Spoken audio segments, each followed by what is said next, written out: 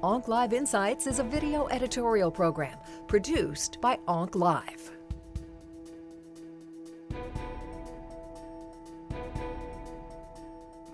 So actually in sequencing, when I use a TKI, I use axitinib as first choice because it's the most active one. Actually, it's the most active in terms of tumor shrinkage. And when you have the choice, it's an easy drug to manage, actually. So that's the drug I use as TKI. If I use an mTOR, I will use everolimus as an mTOR.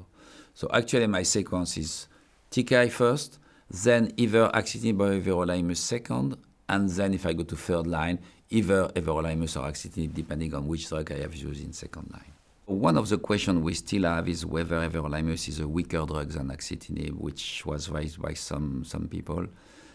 When you look at record 3 and record 4 data, the PFS and the survival that we observe, both in sequence after sunitinib in record 3 or in a straight phase 2 in record 4, is really online with what we observe with axitinib. So I think the general message is that these two drugs are very equivalent in terms of efficacy. So another discussion will be about the cumulative toxicity when we give sequential therapy. What we actually know is that if you give the drugs after cytokines, the toxicity in general is going to be less than if you give the drug after VEGF TKI, for example. It's not going to change the way we are going to give the drug, but we have to know that we might have a little more toxicity. On the other hand, the patients are used to get some toxicity, so they are not going to be impressed by the toxicity. But we have a little more toxicity when we see the studies in this setting after VEGF TKI.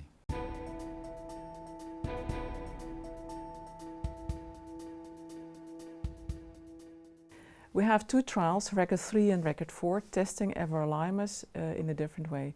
Record 3, in essence, tested whether first-line sunitinib followed by second-line everolimus, which is the regular way of using everolimus, was different, better, as compared to first-line everolimus, then followed by sunitinib.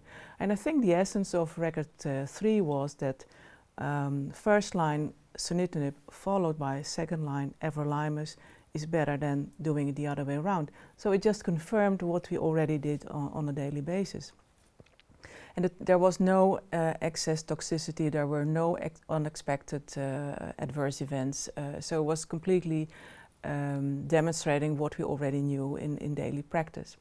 Record 3 in essence tested the position or the efficacy of everolimus in second line after just one prior, be it TKI, and the difference was made between sunitinib or other TKIs or cytokine treatment.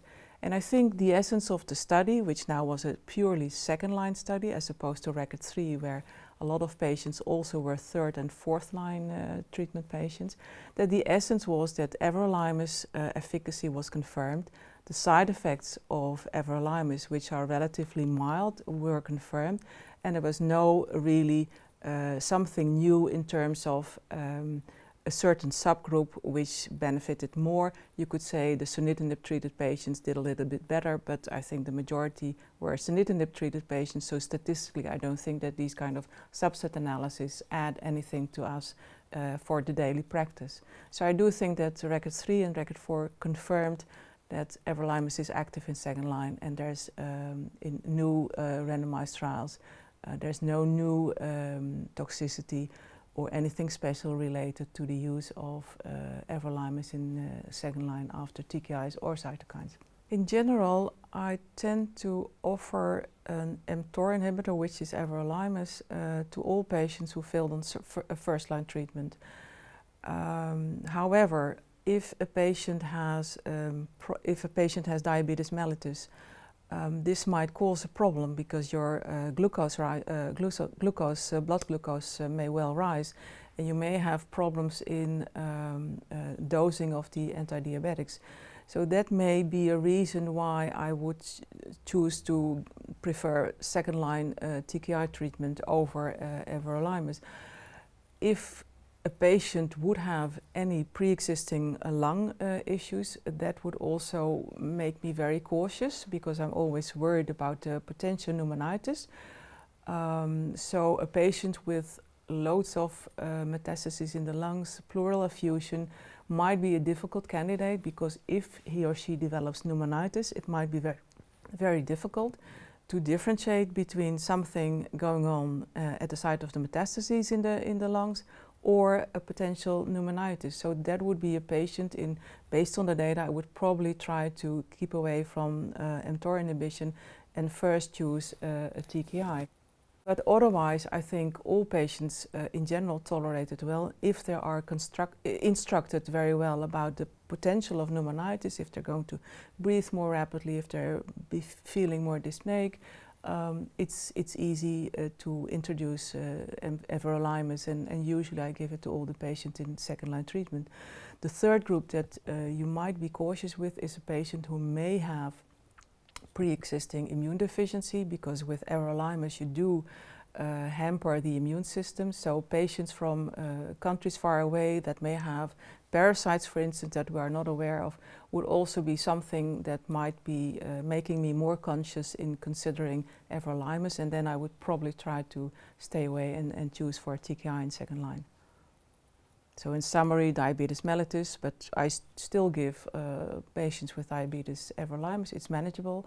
Patients with pre-existing lung problems or metastases and pleural effusion related to the metastatic kidney cancer, and patients with immune deficiency or potential parasites because they're coming from maybe different countries where it's more endemic.